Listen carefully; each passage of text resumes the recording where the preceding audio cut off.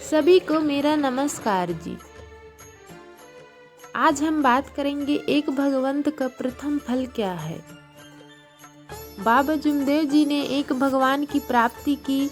उसके बाद वे 3 माह तक निराकार अवस्था में थे। वे परमेश्वर में विलीन हुए थे। रंगारी समाज की शांताबाई नामक औरत के अंग में अनेक वाले भूत पलित। बहुत प्रयत्नों के पश्चात हनुमान जी की प्राप्ति करने के बाद भी बाबा जुमदेव जी उसके शरीर से भूत नहीं निकाल सके, यह उन्हें नष्ट नहीं कर सके, उस औरत को पूरा समाधान नहीं दे सके। भगवान परमेश्वर ही मानव का दुख हरण कर सकता है। उसे ही शरण जाकर केवल उसी का नाम लेकर उसी की पूजा करना आवश्यक है।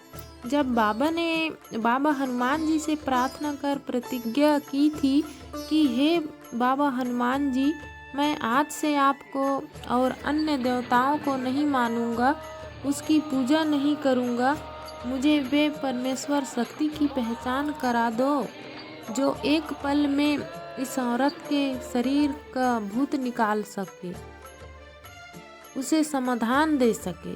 और इस प्रतिज्ञा के आधार पर उस औरत के शरीर से भूत उसी मंत्र द्वारा नष्ट किया जिस मंत्र से प्रतिज्ञा के पहले भूत नहीं निकलता था। बाबा ने उस शक्ति का संशोधन करना शुरू किया और उसी बाबा हनुमान जी ने बाबा जुमदेव जी को उस महान शक्ति का परिचय कराया जो एक भगवान है।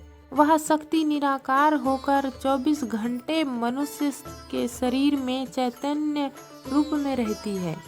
उसी शांताबाई के घर में पहला अनुभव एक परमेश्वर ने सबसे पहले दिया। बाबा 3 माह तक निराकार विदेही अवस्था में थे।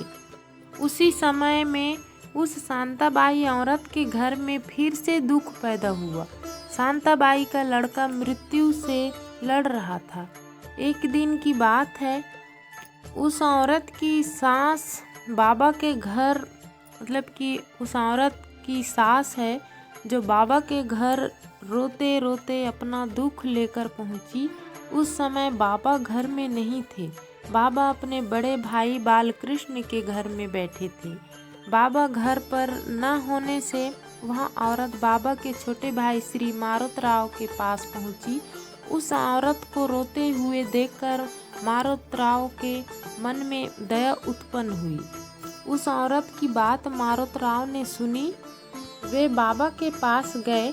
उन्होंने बाबा से कहा, बाबा, एक औरत रोते हुए आई है। वह बहुत रो रही है। वह बड़े संकट में फंसी है। आप चलिए, ऐसी प्रार्थना की बाबा से उसके छोटे भाई ने। उसके बाद बाबा ने मारुतराव से कहा कि ठीक है, मैं आ रहा हूँ। तुम उस बाई को बगल में खड़ा रखना ताकि उसकी छांव हम पर न पड़े।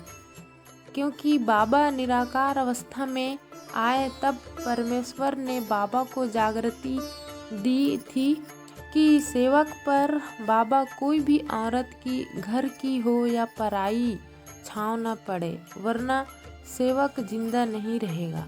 बाबा ने मारुतराव को दिए हुए आदेश के अनुसार उस बाई को बगल में खड़ा रहने को कहा। जिस रास्ते से बाबा आने वाले थे, बाबा घर आए, अपने स्थान पर विराजमान हुए। थोड़ी देर पश्चात बाबा ने उस बाई से प्रश्न किया, कहो बाई, आप कैसी आई हो? आप क्यों रो रही हो? तब वह बाई बाबा से कहने लगी, अपने दुख को बताने लगी, बाबा, आप तो सब जानते हो कि मैं क्यों रो रही हूँ। आप बाबा हैं, आप भगवान हैं हमारे लिए, आप सब जानते हो। ऐसा उस बाई ने बोला। उसके बाद बाबा और बाई इन दोनों का संवाद बंद हुआ। बाबा थोड़ी देर चुप रहे। इस समय भी बाबा निराकार अवस्था में ही थे। वे परमेश्वर में विलीन हुए थे। बाबा ने उस औरत की परिस्थितियों को पहचाना। थोड़ी देर बाद पश्चात बाबा के मुख कमल से निम्नलिखित आदेश पर संवाद निकला। बाबा ने कहा, जब बाई ने बोली बाबा से कि बाबा आप तो सब जानते हो, तो बाबा ने चुप रह गए थोड़ी देर और उनके मुख से ये बात निकली, नाथ गोरख हाजिर हो जाओ। फिर नाथ गोरख हाजिर हो गए। जाओ, फिर बाबा ने बोला, जाओ यमराज को बुला कर लाओ। फिर नाथ गोरख ने बोला, ठीक है बाबा, मैं जा रहा हूँ। 10 मिनट तक बाबा चुप रहे। फिर बाबा ने बोले, यमराज आ गए? तो यमराज ने बोला, हाँ बाबा, मैं आ गया।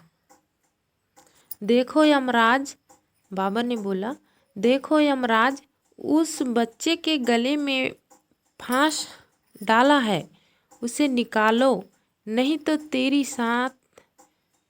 तेरे साथ तेरी यमलोक पूरी उल्टी कर दूंगा। ऐसा बाबा ने यमराज से बोला।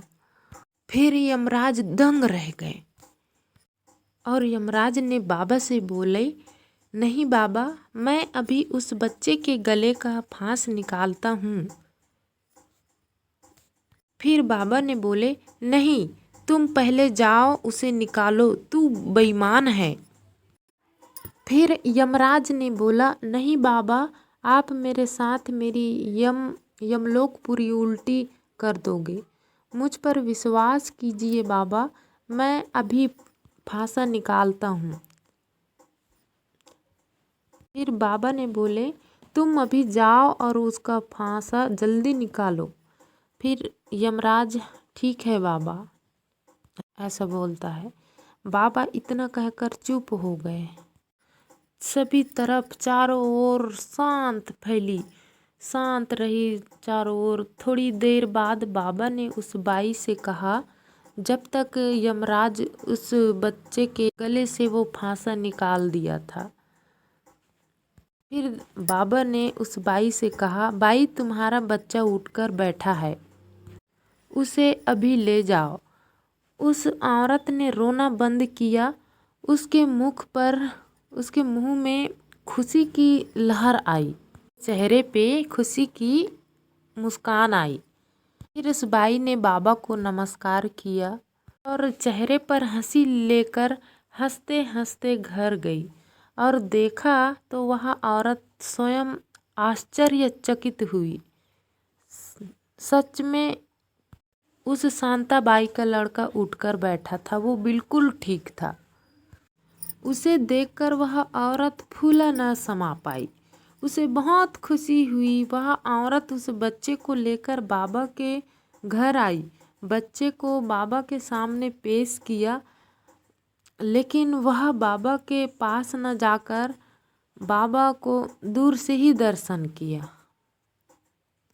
इस तरह एक भगवान ने उस बच्चे को मृत्यु के मुंह से निकालकर उसकी जान बचाई।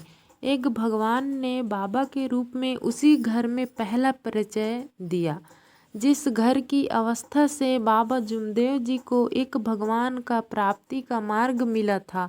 बाबा का यह अनुभव जैसे जैसे लोगों को होने लगा, वैसे वैसे बाबा के घर दुखी पीड़ित लोगों का तांता लगने लगा। बाबा के घर में रोज भीड़ होने लगी। बाबा इस एक भगवान की प्राप्ति से उन सब लोगों का दुख दूर करते हुए उन्हें समाधान देते रहे और उनके मन में एक परमेश्वर भगवान की निष्ठा पैदा की और एक भगवान के बारे में उनकी पहचान कराई। तो आप लोगों को मेरे इस वीडियो को और मेरे विचार को सुनकर आप लोगों को अच्छा लगा होगा, तो मेरे वीडियो को लाइक करें और मेरे परमात्मा एक पेज चैनल को सब्सक्राइब करें। नमस्कार जी।